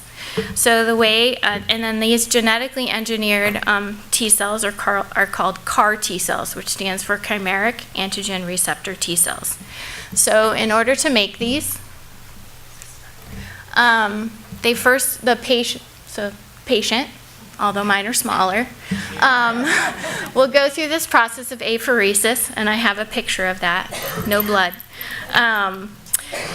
where basically the patient gets hooked up to a machine, and we can tell the machine what cells we want to remove. And so in this process, we're going to remove just the white blood cells from the blood. And then the white cells get exposed to these antibody-coated magnetic beads, and they cause those T cells to proliferate, so to make more of them. Then using what's called a lentiviral vector, which is basically a carrier to introduce genetic material into the cells, the T cells are transduced with genes that encode for a protein that is on the surface of immature B cells, which are the cells that become a clone and are abnormal in acute lymphoblastic leukemia. And that protein is called CD19. And then the genetic reprogramming transforms the patient's T cells into the Kymriah CAR T cells. So this is just a picture of apheresis, and really the kids just sort of lay there, and they have a special catheter in them, and then their blood is taken up by the machine, and it takes out the white blood cells, and the rest of the blood goes back into them. So they don't need transfusions or anything else after that. This is just a more close-up picture of the CAR T cell. So in the first picture, we have the lentiviral vector, which is taking the gene that encodes for the CD19 into the T cells, the patient's T cells. And then in this middle picture, this is the Kymriah chimeric antigen receptor. So this is the transmembrane signaling protein, which is going to recognize that CD19 on the surface of the cancer cells. But they've also added a couple of things here. So this 4-1BB co-stimulatory domain enhances expansion of those T cells in the patient's body and also causes them to hang around for, in the studies, they actually hung around for more than 2 years after they infused them into the patients. And then there's this other domain here, this CD3 zeta, which is critical for activation of the cell once it's in the patient's body and the anti-tumor activity. And then this is just a more close-up picture of here's the cancer cell, here's the CAR T, and here's the antigen, which is recognizing that CD19 on the cell. And then this is just a more close-up picture as well. Oops, sorry. So again, CD19 on the surface of the tumor cell, and then this is the CAR T cell. So the CAR T cells, once you apheresis the patient, they're actually sent off to a manufacturing plant where the company that got the approval for this makes the CAR T, and then it's sent back to the hospital where the patient is going to get the infusion. So about a week or so before that, the patient is given chemotherapy to deplete their own T cells prior to receiving the Kymriah, and then the Kymriah is given as a one-time infusion. And then results have been pretty amazing. And right now, it's only approved for patients who have had more than one relapse of their disease. So these are kids that have had recurrence of their leukemia even after having a bone marrow transplant. And what they're finding is that they're being cured with this one-time infusion of Kymriah. And so they're not needing a second transplant. And so now they're in the process of developing these CARs for multiple other diseases, including brain tumors, which are notoriously hard to treat because it's very difficult to get chemotherapy to penetrate the blood-brain barrier, and solid tumors as well, because we've made a lot of progress in many tumors, but in solid tumors that are metastatic or spread at the time of diagnosis, we still don't do very well. So it's really, really exciting, and I'm hoping that this pans out to be that the results are sustainable over time. It's still pretty new, but we have to see where it's going. And then everybody, unfortunately, even in medicine, we have to think about the bottom dollar. So I didn't know this until I was putting together my presentation, but the cost of the one-time infusion of Kymriah is about $475,000. But actually, for these kids who historically have needed a bone marrow transplant, that comes close to about $1 million. So insurance companies are pretty excited about this as well. Deb, why is it only for children who have already had cases of cancer before? Right now, it's just new, and because if you have a child who relapses after transplant, we really don't have anything for them, so this is really something brand new. I think down the road, we'll be using this better. And also, I mean, even though it's a lot less than a bone marrow transplant, it still is more expensive than some other things. Oh, yeah. Would you be able to test this on some patients, children with DIPG? So DIPG is something, it's a brain tumor, it's a specific type called diffuse intrinsic pontine glioma. It is a pediatric oncologist's worst nightmare. I don't do brain tumors. We have people who specialize in that. But it is the one disease in pediatric cancer where we have to tell families where their child has a 0% chance of cure. Almost all of them are dead within a year after diagnosis. People are working on it. I don't know enough about like cell surface markers and things like that, but I think that if these CARs continue to be as exciting as they are for leukemia, that hopefully before my career ends, which will be in 19 years, not a day after I turn 65, then I hope to see that come to fruition, because it really is. It makes your heart sink when you see that. Thank you. Thank you. Thanks, Stephanie. That was pretty cool. And also actually dovetails pretty nicely with what I'm going to talk about, even though we did not talk about this beforehand. Okay. So, hi. I would like to certainly thank Howie, Katie, who really helped put everything together, and everyone else that did a lot of the behind-the-scenes work. For those who don't know me, although my name's up there, I guess, I'm Benjamin Roye, class of '93, along with most of us. I am a pediatric orthopedic surgeon, so that I trained as an orthopedic surgeon at Columbia, pretty much right after residency in college and med school. And then I did an additional year of training in pediatrics. My practice now is basically spinal deformities, about 70 or 80% of what I do, and that's mostly scoliosis. And I'm sure most of you have heard of scoliosis. We'll just move along here now. We'll get into some slides. So scoliosis, which is a crooked spine, and there's lots of different causes of crooked spines. There's, I'm sure most of you had friends or knew of people that had scoliosis, maybe were treated for it as kids. Sometimes it's just something that develops when you're a kid, often in adolescence. Sometimes you're born with it. The shapes of the bones are abnormal when you're growing in utero. That can cause scoliosis. Other kids have other syndromes or neuromuscular diseases like cerebral palsy that all can be associated with scoliosis. So the treatment for this has traditionally been what's called a spinal fusion surgery. So basically it's a surgery where you go in, you kind of straighten the spine as best you can, throw in some rods and screws, and boom, there you go. It's been something that's been done for a long time. The first spinal fusion was done in this country over 100 years ago. That was not done with implants. The implants have been used for about 50 years or so. But it's a long, well-established procedure. Someone was asking me before, Robin, I think, about if any of you follow me on Facebook. There's a girl that I operated on that follows me and posts quite a bit.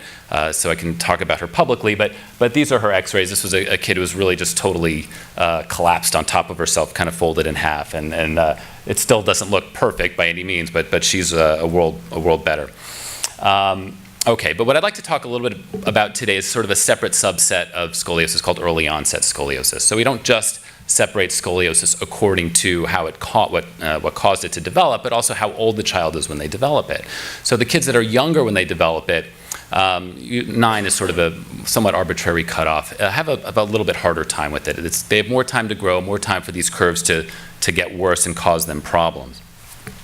And it really is a much poorer natural history. So this is a slide that kind of that looks at the life expectancy of patients with infantile scoliosis. So these are under 3. And it can be a fatal disease in this population. So the natural history, so untreated, the death rate by their 3rd decade or so is double that of what you would expect to see. And this is just sort of the idiopathic form. So this is the kids that are otherwise normal. A lot of these kids have other problems, and the mortality untreated is much higher and at a much earlier age. So let me go back a second, sorry. So obviously we have a very difficult problem. Untreated, these kids do not do very well. So what do we do? So the initial treatment for these kids was posterior spinal fusion, which is kind of what I just talked about. And in the older kid works great. And sort of what people would talk about is that a short straight spine is better than a long crooked spine. We say a short straight spine because these kids are still growing. Once you fuse their backs, they're not going to get any taller. And that was, even when I was in training, which as you all know was not very long ago at all, that was what I was told. But then we kind of looked at going back on it, and we found that actually was not the case. And some research done out of my institution looked at these kids, and you saw that the kids that were fused at an early age actually had worse pulmonary function, worse lung function, and worse quality of life than some of those that did not. So this was not the answer. This was definitely not something that was working out. So we needed to come up with a different solution. And so the thought was, well, we have to do something to hold their back in a straighter position, but it has to be able to grow with them. So how are we going to do that? So we developed these growth-friendly strategies, and these are not that old. This is 90s that these were really kind of developed. And this is just sort of an example of what was used traditionally, or really still probably used most commonly. But so we have a young child here. This kid's about 6 years old, 5 years old maybe, with a pretty severe scoliosis. So he goes to the operating room, we put these rods in, they kind of hold him in a nice, straighter position. He certainly looks better than he did, not perfect. And then what we do is we need to lengthen this rod. These rods do not lengthen themselves. They don't grow with the child. You have to go in there and surgically lengthen them. And that's what we do. And this is I think, the grossest picture I have, hopefully, so not too bad. Not a lot of blood there. Not a huge surgery, but it's still a surgery that you have to go back and do. And then over time, these rods expand and grow, which you can kind of see. He doesn't look perfect, kind of losing balance a little bit, but overall much better than what we had before. They do much better than the fusion kids, much better than the natural history kids. But this is not without cost, and there's a very high complication rate with this procedure. So, if you hear about complication rates, what do you think of a high complication rate? Like 20% would be pretty high. It's like 60, 70%. It's really high. Not all the complications are catastrophic, but they're still there. A lot of them require additional surgeries. And the other thing that we've shown in these children is that a lot of them develop a PTSD type syndrome because they're getting surgery once or twice a year for many years. And even though the surgeries are small, that cumulative effect has a real impact on them. So we're still left with this problem. We have a very difficult population of patients to deal with, these kids young kids with bad scoliosis. That's going to kill them if we don't do something about it. Fusing them doesn't work. These growing rods do work, but at a pretty significant cost. So we need to talk a little bit, about innovation. And that's why it's kind of cool, because so many people here today were sort of talking about innovation and decision making, and I think we're going to try to dovetail some of that into my talk too. So what's the answer? What was the innovation? So it's magic. Maybe you saw the initial title of my slide, which talks about this, the magic rod. And so what the magic rod does, which is not dissimilar to the traditional growing rod, it's put in the same way. You get a little bit of correction in the operating room, and then you lengthen it. But the nice thing about this is that it lengthens in the office with a magnet. It does not require surgery to lengthen. So wow, this is great. And whoever named this thing, wow. Because let me tell you, it has an impact. It really does. Marketing has an impact on doctors. Don't let anybody tell you otherwise. Doctors hear this and you think, oh, this thing's going to be great. Patients hear it. Patients want it. They really drive these things. So the magic rod, again, that's what it looks not dissimilar to the rods you just saw in those other x-rays. And this is a case example, one of my patients who had a pretty significant scoliosis, very low-toned kid. We kind of put these rods in, prop him up a little bit, chest is more open, he's more open, and we just right in the office, put this little device on their back, and it spins around, takes about 10 seconds. The kids, they can feel something moving a little bit, but we're lengthening like 5 millimeters, 4 millimeters at a time. It doesn't hurt. They do very well with it. It lengthens over time, and they do great. I'm like, oh, this is awesome. This is fantastic. This thing was only approved about 4 years ago. And so we're like, oh, everyone's super excited about it, trying to put them in as many people as they can.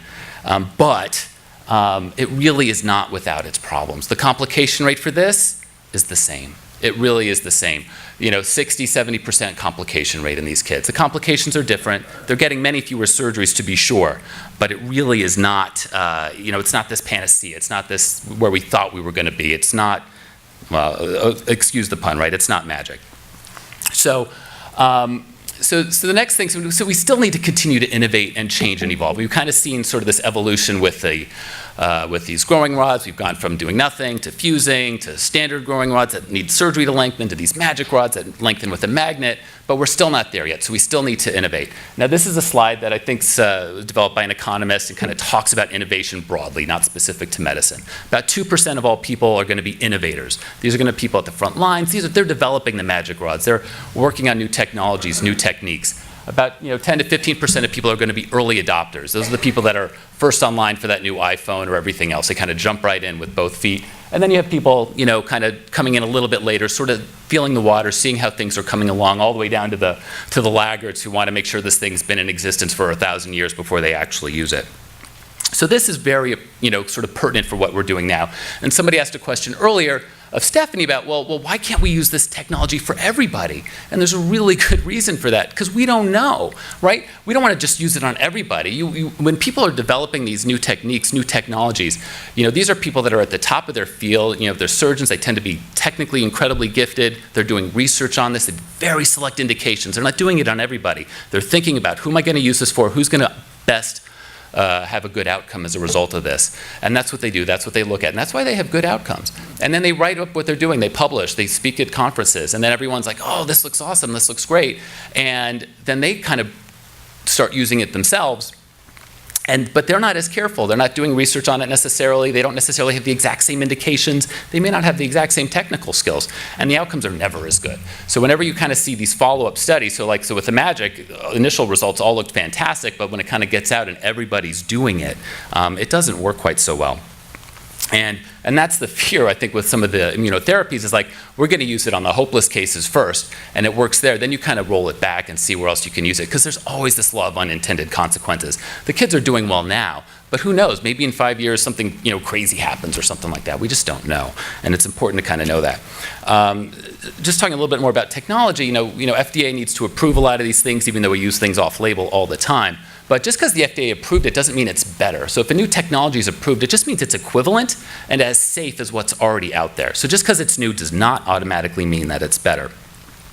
Ideally, when we have these innovations and new technologies, you'd like them to check off a whole bunch of buckets. You want them to be safer, you want them to improve patient outcomes, and ideally you'd like it to be easier. It should be easier to do, easier for the patient to go through, easier to teach to people in training, things like that. That's rare. These types of innovations are very rare and unusual, but that's ultimately that's what the goal that we have for. So Sorry, lost my place here. I want to just roll back just 1 second. So we talked about, law of unintended consequences. So one really big example that you guys are probably familiar with is the metal-on-metal hip prosthesis. So there's a lot of marketing, especially when we're talking about joint replacements, because there's so many, tens of thousands of people who require it, more and more every year. And about 10 years ago, these metal-on-metal hip prostheses were released. It's like these things never wear out. The old metal on plastic, the plastic wears out. They need to be replaced after a certain amount of time. So these are never going to wear out. It's going to be great. Everybody starts doing it. And then it was a disaster, because what happened was metal on metal, these metal ions were being released into the bloodstream. You had these tumors. You had these metal ion illnesses. Revision rate was like 20%. It was a total disaster. Billions of dollars of lawsuits. The thing's basically off the market at this point in time. And so you have these concerns about some of these new technologies. So how do you navigate? How do you decide? Am I going to be an early adopter? Like with Magic Rod, I was an early adopter. That thing was approved March 31st, and I put my first one in like April 10th. But when does that make sense? When does that not make sense? And that's kind of where I'd like to bring in Hamilton into this. So the skills that we learned here, these critical thinking skills, I think that's really all you need. You need to kind of be skeptical. You need to think about it. You need to put things in perspective. So what is the problem that this technology is trying to solve? What is it? What are we hoping to accomplish? So with the Magic Rod, we have a difficult patient population with a difficult problem. The existing solutions work, but they kind of suck. Like the high complication rate, lots of difficulties for the patients and the families. So jumping on something new that's in many ways similar to what we had, but different in a couple of ways that we think is going to improve patient quality of life at least. So that's something which I felt pretty comfortable jumping on. Now the example I gave before, the metal-on-metal hip prostheses, so what was the problem that was trying to solve? Well, some of these hips are wearing out quickly. What was the 10-year survival of modern metal on polyethylene implants? The 10-year survival is like 98%. So how are we going to do a whole lot better than that? So why am I jumping in on something that already works really well?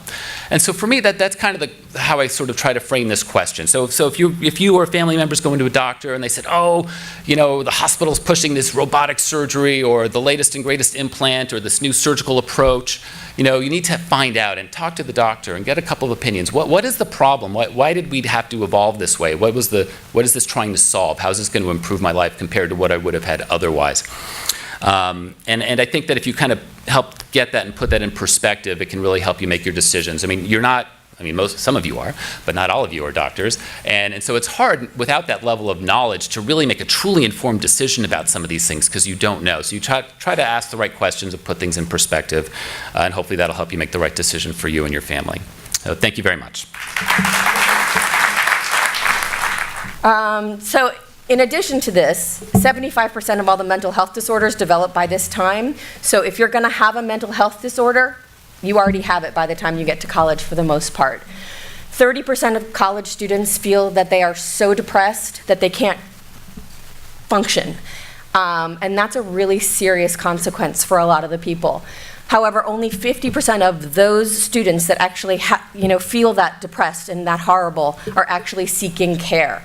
College counseling centers are seeing huge waits and huge lists of waiting for people to get in.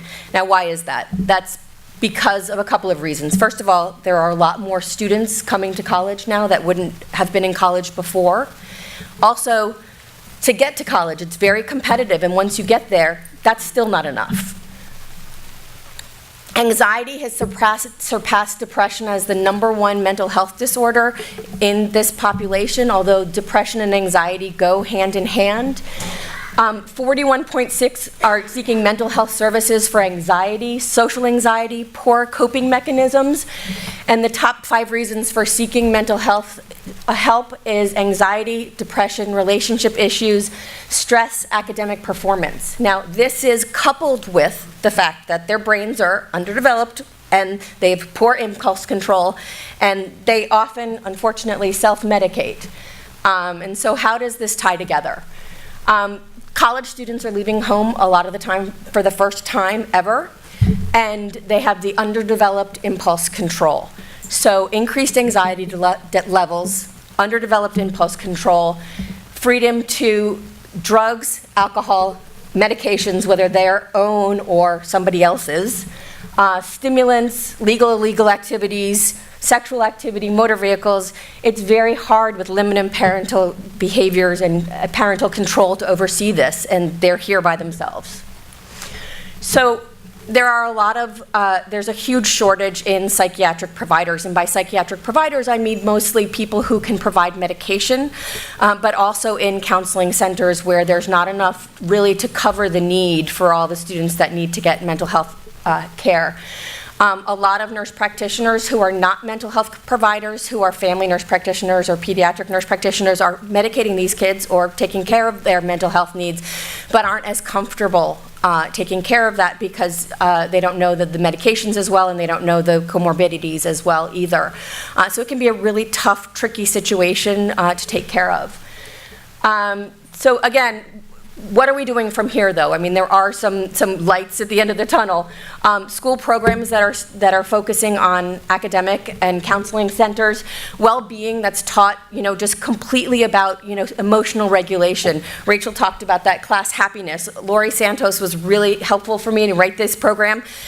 She's taught 90,000 people since January on happiness, on online and sort of self-regulation and how to deal with your own emotions. In fact, at Hamilton, there's a class called Thrive, which last year was not a 4-credit course, and this coming year will be a 4-credit course, and will be part of the athletic requirement that you can take for credit. And it's about well-being, about how to take care of yourself and how to feel ups and downs and failures, which are normal parts of life. Grit and resilience, again, teaching how to survive with a B+. Also at Hamilton, so the Hamilton's also partnered with the JED Foundation, which is a really amazing thing called JED Campus, and it's one of the best organizations that I have talked to. They have a multidisciplinary task force basically, and it's faculty and residence hall directors and counselors, and they've hired a psychiatrist, and all these people come together to discuss the cases so that we try not to miss anybody. So that, we're not going to be able to get everybody, but as much as we can possibly talk about it, and as much as we can probably say, this person's not doing well or that person's not doing well, and how do we address that issue? And as many eyes as they have on those people, that's the best thing that they can possibly do. Also, a lot of the counseling centers are doing phone triage, which basically means that they're talking to the people first before they get them in the door, because it's 2 weeks or 3 weeks sometimes to get them in the door. And so they can triage them. And that's it. I just wanted to say thank you to all these amazing people that helped me in this talk. And yeah, here you go.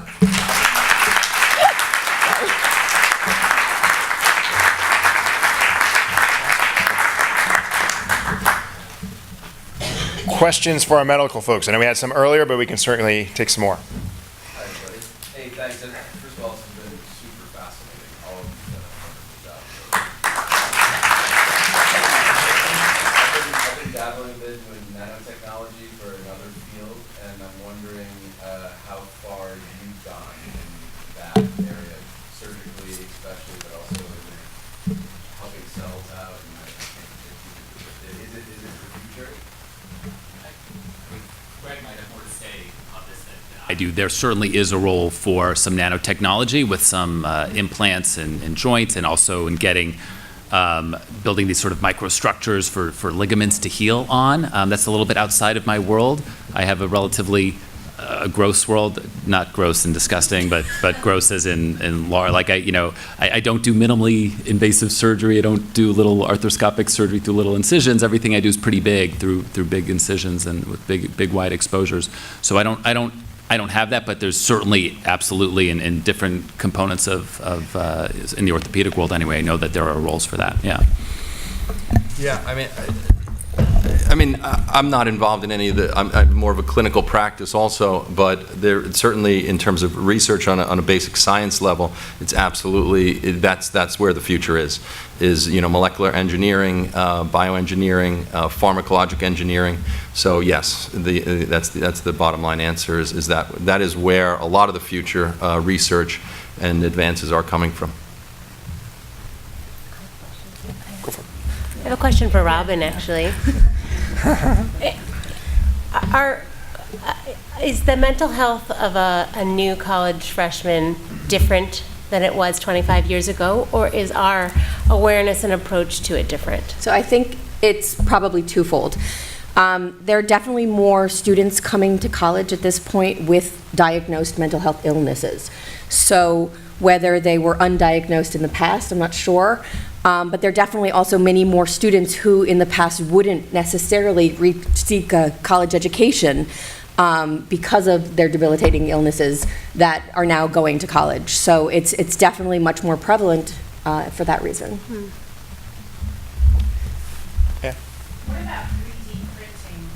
Maybe Greg, I don't know if you've seen it in yours. Have you worked with anything of that yet before? No. I mean, again, I think there is a large role in the research for 3D imaging. Certainly, I do utilize. I do utilize when I do order CAT scans or MRIs in particular. We're not getting 3D printing, but the technology now in radiology is incredible. Where they do, and I'm sure Ben, you probably use a lot. But you do get three-dimensional radiographic images in terms of CAT scans and MRIs, but not so much in terms of 3D printing. But I know that there are advancements in that in terms of, I believe in the world of like organ transplantation and things like that, where they are using 3D printers. So, but again, not from my personal standpoint in my practice.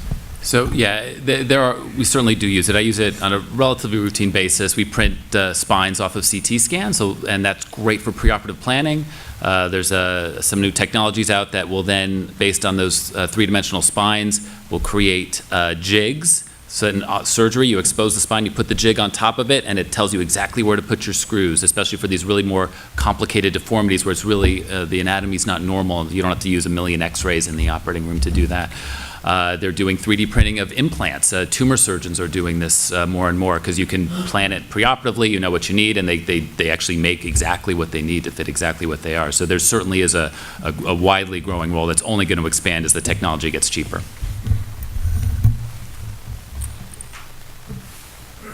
I have a question for Robin, please. About the gap, if there is any, you perceive between counseling requirements and privacy laws, especially regarding parents? So that's a really rough question because you have HIPAA, you have FERPA, you have all sorts of laws that sort of cover the students. I know that a lot of institutions are working in this sort of multidisciplinary way where they can encourage the student to speak to their parents if that's the necessary step. But it's a really hard topic, absolutely, because in some instances, telling the parent or sharing any information could be very detrimental to that student, and in other situations, it's vice versa. So it's a really, really tough and hard situation. My only thing is that I suggest to most of my patients is that discuss with your parents and discuss with your kids, and when you arrive on campus, sign these release forms so that you can share that information if something happens. Other questions? Awesome. Well, thanks very much. Thanks to our panelists. Thanks to everyone else.